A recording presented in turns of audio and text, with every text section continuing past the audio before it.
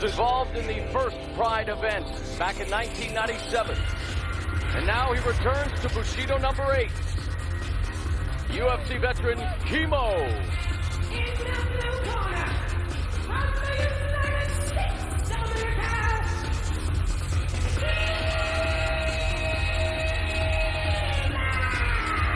He was born in Germany, his father from Hawaii, and while in the military in Germany, met his mother. They raised him in Waiani, and now he's found his way back to Japan, Boss Rutan.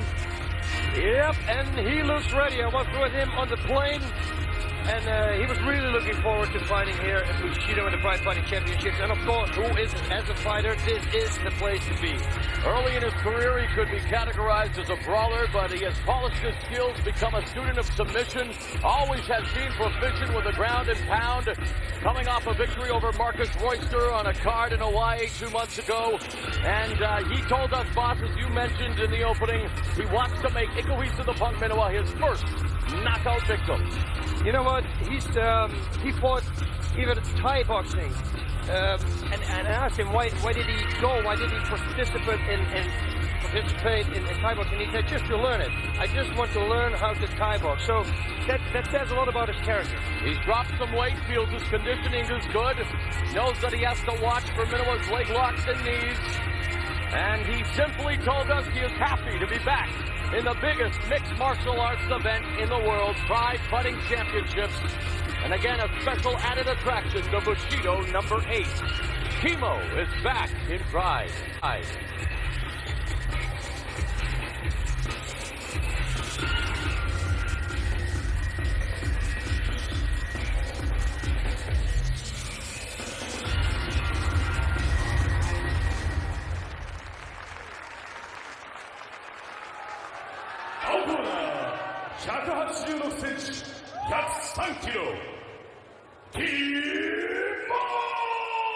Kimo is 37, 6'1", 226 pounds, 0-0-1 in Pride Fighting Championships.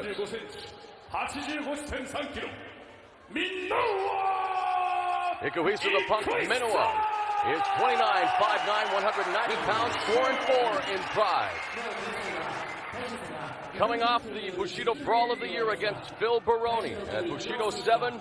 Minowa, boss told us he wouldn't mind doing it all over again with the distinctly bigger Kimo. So again, Minowa, an enigma, maybe a little off-kilter, but definitely has the heart of a samurai and a huge fan favorite here in his native Japan. Okay, lock and loaded. That's what he did. Let's see what he can do with it. Whoa, look at that. Kimo drops down for the takedown along the ropes. And he's got it right away. And if he's a little lucky, he can escape that half guard right away and go, hey, look at this. He's got him in the guillotine. Nope, he's going to pop out. He's going to pop out. Also had the arm trapped, and now maybe going for that side choke that we saw him. This is a very dangerous thing to do because they can roll you over. They can reverse you to the side. We also saw him submit Tank Abbott with this in the UFC. So Kimo, of course, no stranger to submissions. Boss been working on that aspect of his game as well. Yep. Minowa should throw him now. Try at least. Roll him to the left. Yeah, roll him to his side. But again, boss, he has the, well, 30-plus pound weight advantage, does Kimo, so it's going to be that much more difficult for Ikushia Minowa. In the half guard now, Kimo will try his best to pass the guard. 1 minute gone.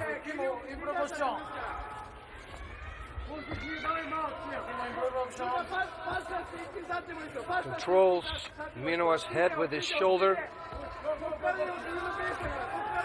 I really can't see from here what's going on. It looked like that blood choke, a fist choke. So one, like his left arm, his biceps is in, and it's cutting off an artery, and then the fist, his right fist will cut off an other artery. I think he's going for that one. No, now he's simply for a neck crank. And it doesn't really look like it's a tight, closed half guard. Kimo try to pull out his leg and pull it out. Just go to full mount. Utilize his ground and pound. Or at least go to side control from this position. The referee calls for action. Senior official Yuji Shimada overseeing the proceedings here. And again, turn. He should explode. Minowa should try to explode to the side. At this point, boss, you're right, because yes, the way his weight is distributed, much better opportunity for Minowa.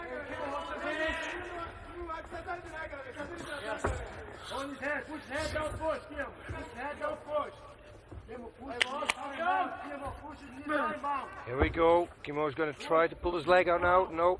And you hear Kimo's corner telling him to push the leg and go for a side mount and maybe even full mount now. But now, nice sweep by Minowa.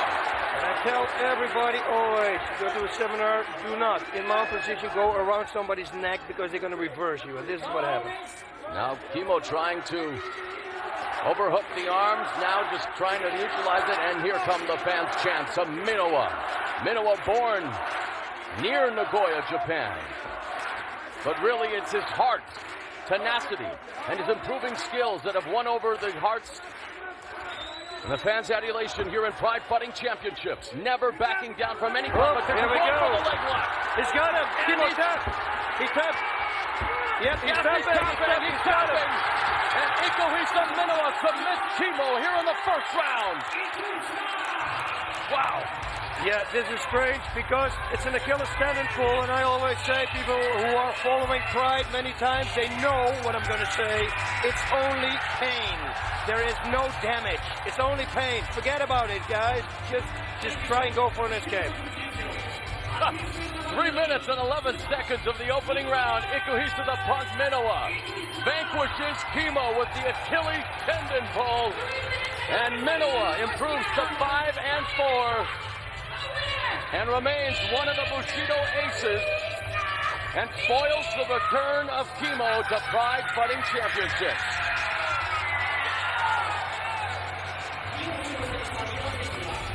Wow. Look at him. Yep, this is trademark Minowa. Look at him. He's got the Japanese flag around his waist like Superman. Super Minowa. That's what he is. And the big check. Always comes in handy at airports, you know, if you want to cash it or something. Fans showing their appreciation. We talked about it in the opening. You mentioned Minowa submitting the bigger Gilbert Ivel. Well, he just did the exact same thing to Kimo, using against Ivel. He used the heel hook, and this one he uses the Achilles tendon pull, and there is the dejected Kimo making his way back to the dressing room, and he is limping, boss, a bit, so the Achilles tendon pull doing the damage. And Kimo, there's Minowa now. Let's listen.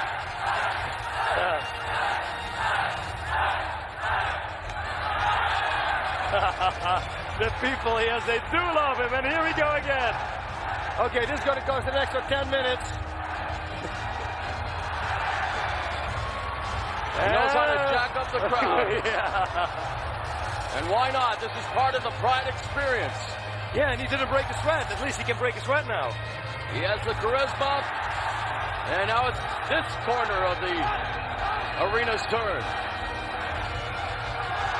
He is crazy. Baka, Or as they say. Kuru-kuru-pa, as they say in Japan. Let's go back to the replay box. Yep, arms around. That means you can be reversed. Yay. Wow, good replay. Okay, now we go. Watch, he's got the leg already. He's control. Yep, he's grabbing it now. Chops over. You know what? This is a thing that in training I would tap on it because you're going to get a bruise and you don't want to get a bruise into a fight. That is if I have a fight. Otherwise you wouldn't have a tap, of course. But for the rest, it won't hurt you. It hurts you, but it doesn't do anything. So well, just the adrenaline normally takes care of it. We've seen other fighters lose their championships with that submission. In any event, Minowa is victorious here at Bushido number 8. Plenty more action still to come.